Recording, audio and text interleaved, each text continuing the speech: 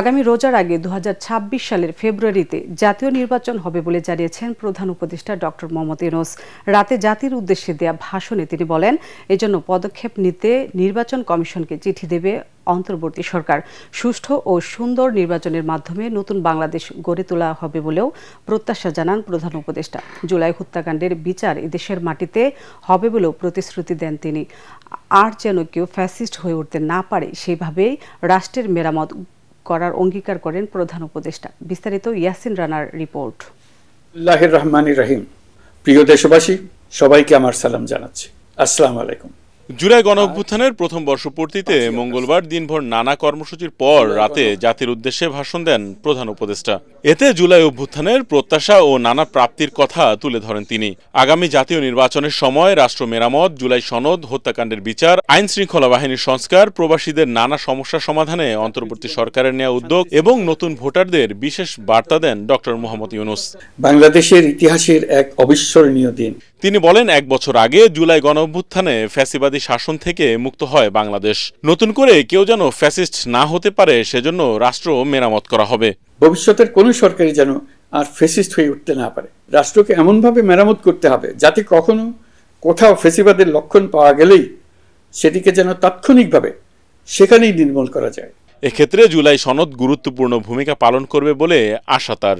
জুলাই সনদ একটি ঐতিহাসিক অর্জন। এটা শুধু আমাদের রাজনৈতিক ইতিহাসে নয়, বৃহত্তর পরিমণ্ডলের রাজনৈতিক ইতিহাসও স্মরণীয় হয়ে থাকবে। তিনি জানান, জুলাই হত্যাকাণ্ডের বিচার কাজ দ্রুততার সাথে চলছে।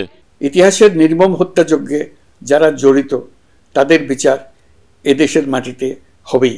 বিচার প্রক্রিয়া ও এর ফলাফল ক্রমান্বয়ে মানুষের কাছে প্রকাশিত হতে থাকবে। বিচারের পুরো প্রক্রিয়া দেশবাসীর কাছে স্বচ্ছ ও দৃশ্যমান রাখা হচ্ছে। জাতীয় নির্বাচন আগামী রোজার আগেই আয়োজন করা হবে বলে আবারও জানান প্রধান উপদেষ্টা। অন্তর্বর্তী সরকারের পক্ষ থেকে আমি প্রধান নির্বাচন কমিশনারের কাছে চিঠি পাঠাবো যেন নির্বাচন কমিশন আগামী রমজানের আগে 2026 সালের ফেব্রুয়ারি মাসে জাতীয় নির্বাচন অনুষ্ঠানের আয়োজন করেন। আপনারা সকলেই দোয়া করবেন যেন সুন্দরভাবে নির্বাচন অনুষ্ঠান করে এদেশের সকল নাগরিক একটি নতুন বাংলাদেশ গড়ার কাজে সফলভাবে এগিয়ে যেতে পারে। তবে গায়ের জোরে নির্বাচিত হয়ে ক্ষমতায় আসলে সেই পরিণতি ভালো হয় না বলেও মন্তব্য করেন প্রফেসর ইউনূস। একটা গোষ্ঠী নির্বাচনকে বাধাগ্রস্ত করার জন্য উন্মুখ হয়ে আছে। তারা দেশের গণতান্ত্রিক অগ্রযাত্রাকে ব্যাহত করতে দেশের বাইরে বসে ভেতরে থেকে নানা অপচেষ্টায় লিপ্ত রয়েছে। দেশের ইতিহাসে এখন পর্যন্ত যতগুলো বড় সংঘাত, সহিংসতার ঘটনা ঘটেছে তার সবগুলোর নেপথ্য কারণ ছিল ত্রুটিপূর্ণ নির্বাচন। ত্রুটিপূর্ণ নির্বাচনের মধ্য দিয়ে কোনো দল যদি গায়ের জোরে নির্বাচিত হয়ে ক্ষমতায় আসে তার চূড়ান্ত পরিণতি কি তার জুলাই অভ্যুত্থান আমাদের দেখিয়ে দিয়েছে। দলীয় বাহিনীতে পরিণত হওয়া ভঙ্গুর আইন শৃঙ্খলা বাহিনীকে নতুন করে গড়ার চেষ্টার কথা জানান প্রধান উপদেষ্টা। তিনি আরও বলেন, সংস্কারের মাধ্যমে দেশে গতিশীলতা আসবে। দুর্নীতি অনিয়ম বন্ধ হলে এর সুফল পাবে দেশবাসী। নতুন বাংলাদেশ গড়ার প্রথম বড় পরীক্ষায় সফলভাবে উত্তীর্ণ হয়। ইয়াসিন রানা, এটিএন বাংলা, ঢাকা। এর আগে মঙ্গলবার বিকেলে জাতীয় সংসদ ভবন প্রাঙ্গণ থেকে জুলাই ঘোষণাপত্র পাঠ করেন প্রধান উপদেষ্টা। 24 জুলাই গণ অভ্যুত্থানকে রাষ্ট্রীয় ও সাংবিধানিক স্বীকৃতি দেওয়ার প্রতিশ্রুতি দেওয়া হয়েছে ঘোষণাপত্রে। এতে ডক্টর ইউনূসের নেতৃত্বাধীন অন্তর্বর্তী সরকারকেও সাংবিধানিকভাবে বৈধ বলে ঘোষণা দেওয়া হয়। একই সাথে গণ অভ্যুত্থানের শহীদদের জাতীয় বীর ও তাদের পরিবার এবং আহতদের আইনি সুরক্ষা দেওয়ার অঙ্গীকার করা হয়েছে। বিস্তারিত জানাচ্ছেন একরামুল হক সাইম।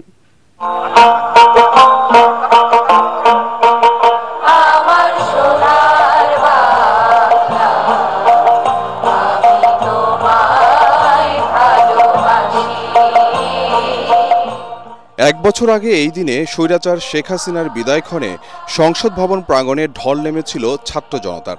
গণ অভ্যুত্থানের বছর পূর্তিতে বৃষ্টি ভেজা দিনে একই স্থানে ঢল নামে বিভিন্ন শ্রেণী পেশা, দল মত ও নানা বয়সী মানুষের। বিকেল 5টায় রাজনৈতিক দলের নেতাদের নিয়ে খোলা আকাশের নিচে উন্মুক্ত মঞ্চে উঠেন প্রধান উপদেষ্টা ডক্টর মোহাম্মদ ইউনূস। রাজনীতিক ও জুলাই শহীদ পরিবারের প্রতিনিধিকে পাশে রেখেই পাঠ করেন 28 দফার ঘোষণাপত্র। স্বাধীনতা পরবর্তী আওয়ামী লীগ সরকার স্বাধীনতার মূল মন্ত্র গণতান্ত্রিক শাসন ব্যবস্থার বিপরীতে বাকশাল নামে সাংবিধানিকভাবে একদলীয় শাসন ব্যবস্থা কায়েম করে। শুরুতে স্বাধীনতা পরবর্তী আওয়ামী লীগের জন আকাঙ্ক্ষা পূরণে ব্যর্থতা তুলে ধরেন প্রধান উপদেষ্টা। ইতিহাসের পরিক্রমায় ৭৫-এর সিপাহী জনতা বিপ্লব ও ৯০-এর গণ অভ্যুত্থানকে গণতান্ত্রিক ব্যবস্থার জন্য ইতিবাচক উল্লেখ করলেও 1/11-এর সময়কালকে ভিন্নভাবে তুলে ধরা হয় ঘোষণাপত্রে। দেশি বিদেশি চক্রান্তে সরকার পরিবর্তনের গণতান্ত্রিক প্রক্রিয়া ব্যাহত হওয়ায় ১/১১-র মতো ষড়যন্ত্রমূলক ব্যবস্থার মাধ্যমে বাংলাদেশে শেখ হাসিনার একচ্ছত্র ক্ষমতা, আধিপত্য এবং ফ্যাসিবাদের পথ সুগম করা হয়। ঘোষণাপত্রের বড় অংশ জুড়ে বিগত সরকার ৩টি প্রহসনের নির্বাচনের মাধ্যমে জনগণের ভোটাধিকার হরণের প্রসঙ্গ উল্লেখ করে দীর্ঘ ১৬ বছরে শেখ হাসিনার একদলীয় ও ফ্যাসিবাদী সরকার প্রতিষ্ঠার কথা উঠে আসে।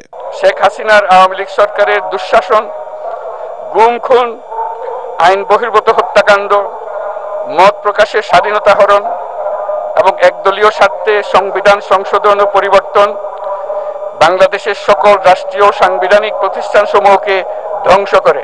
২৪শে জুলাই গণ অভ্যুত্থানকে রাজনৈতিক ও আইনি স্বীকৃতি দেওয়ার পাশাপাশি অন্তর্বর্তীকালীন সরকারের সাংবিধানিক বৈধতা দেওয়ার প্রসঙ্গও তুলে ধরেন প্রধান উপদেষ্টা।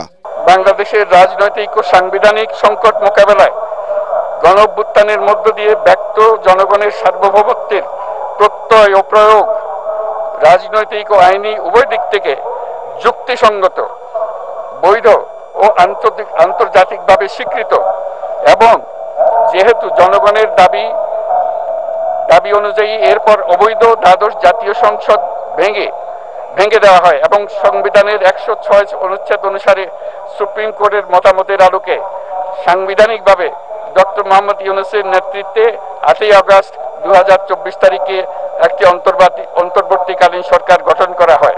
একই সাথে গণ অভ্যুত্থানের শহীদ পরিবার, আহত সহ আন্দোলনকারীদের আইনি সুরক্ষা দেওয়ার অঙ্গীকার করা হয় ঘোষণাপত্রে। বাংলাদেশের জনগণ জুলাই জনগণের সকল শহীদদের জাতীয় বীর হিসেবে ঘোষণা করে শহীদদের পরিবার, আহত যোদ্ধা এবং আন্দোলনকারী ছাত্র জনতাকে প্রয়োজনীয় সকল আইনি সুরক্ষা দেওয়ার অভিপ্রায় ব্যক্ত করেছে। বলা হয়, পরবর্তী নির্বাচিত সরকারের সংস্কারকৃত সংবিধানের তফসিলে সন্নিবেশ করা হবে জুলাই ঘোষণাপত্র। জুলাই ঘোষণাপত্র এমন একটি দলিল যার মাধ্যমে রাষ্ট্রীয় ও সাংবিধানিক স্বীকৃতি পেল ২৪শের জুলাই গণ অভ্যুত্থান। বৈধতা পেল ডক্টর ইউনূসের নেতৃত্বাধীন অন্তর্বর্তীকালীন সরকার। একই সাথে আগামী দিনে দুর্নীতিমুক্ত, বৈষম্যমুক্ত এবং গণতান্ত্রিক রাষ্ট্র ব্যবস্থা গড়ার দৃঢ় প্রত্যয় উঠে এসেছে জুলাই ঘোষণাপত্রে। ইকরামুল হক সায়েম, এটিএন বাংলা, ঢাকা। জুলাই ঘোষণাপত্র নিয়ে মিশ্র প্রতিক্রিয়া জানিয়েছে বিভিন্ন রাজনৈতিক দল। এতে সন্তুষ্ট জাতীয় নাগরিক পার্টি এনসিপি, তবে হতাশা প্রকাশ করেছে জামাতে ইসলামী। যদিও এই ঘোষণাপত্রে রাষ্ট্র সংস্কারের সম্ভাবনা খুবই ক্ষীণ বলে মন্তব্য করেছেন গণপরিষদের সভাপতি নুরুল হক নূর। জুলাই ঘোষণাপত্রকে স্বাগত জানিয়েছে হেফাজতে ইসলাম। ইয়াসিন রানার আরেকটি রিপোর্ট। আনুষ্ঠানিক জুলাই ঘোষণাপত্র শেষে রাজনৈতিক দলগুলো তাদের তাৎক্ষণিক প্রতিক্রিয়া জানায়। এ নিয়ে মিশ্র প্রতিক্রিয়া জানিয়েছে বিভিন্ন রাজনৈতিক দল। এবি পার্টি, হেফাজতে ইসলাম, আপ বাংলাদেশ স্বাগত জানিয়েছে এই ঘোষণাপত্র। আমরা সম্মিলিতভাবে সবার উপস্থিতিতে যে আমরা একটা ঘোষণাপত্র শেষ পর্যন্ত তৈরি করতে পেরেছি, বলতে পেরেছি, এবং এই অঙ্গীকারটা যদি আমরা বাস্তবায়ন করতে পারি তাহলে ইনশাআল্লাহ আমাদের শহীদদের রক্ত, আমাদের এত অপরিসীম মানুষের ত্যাগ এবং তিতিক্ষার মধ্য দিয়ে যে অর্জন, সেটা সাফল্যমণ্ডিত হবে। ওভারঅল তো ঘোষণাপত্রের ঘোষণাটা স্বাগত জানানো, কারণ হলো যে এটা জাতি অনেকদিন ধরে অপেক্ষা করেছে, কিন্তু প্রত্যাশা বা আকাঙ্ক্ষার জায়গাটা আরো বেশি। এটা দেশের জন্য একটা মঙ্গলজনক কাজ হয়েছে। আমাদের প্রত্যাশা শতভাগ পূরণ হবে সেটা তো আমরা আশা করতে পারি না। জমিয়তে উলামায়ে ইসলাম তাদের প্রতিক্রিয়া পরে জানাবে বলে জানান নেতারা। আর গণ অধিকার পরিষদের সভাপতি নুরুল হক নূর বলেন, এই ঘোষণাপত্রে রাষ্ট্র সংস্কারের সম্ভাবনা ক্ষীণ। আমরা জাতীয় ঐক্যমত্য কমিশন রাজনৈতিক দলগুলোর সাথে সংলাপ করে যে বিষয়গুলোতে ঐক্যমত্যে পৌঁছেছেন এই জায়গাগুলোর আদলে ওইভাবে জুলাই সনদ ঘোষিত হবে বলে আমরা আশাবাদী। ঘোষণাপত্রে আমরা লক্ষ্য করেছি যে যেটা বলা হয়েছে যে আগামী সংসদ বাস্তবায়ন করবে, সেই ক্ষেত্রে আসলে আমাদের যে একটা বৃহত্তর রাষ্ট্র সংস্কারের জন আকাঙ্ক্ষা ছিল সেটা কিছুটা একটা অনিশ্চয়তা তৈরি হয়েছে যে আসলে সামনের সংসদ কিংবা যারা সরকার গঠন করবে সেটা কতটুকু কি বাস্তবায়ন করবে।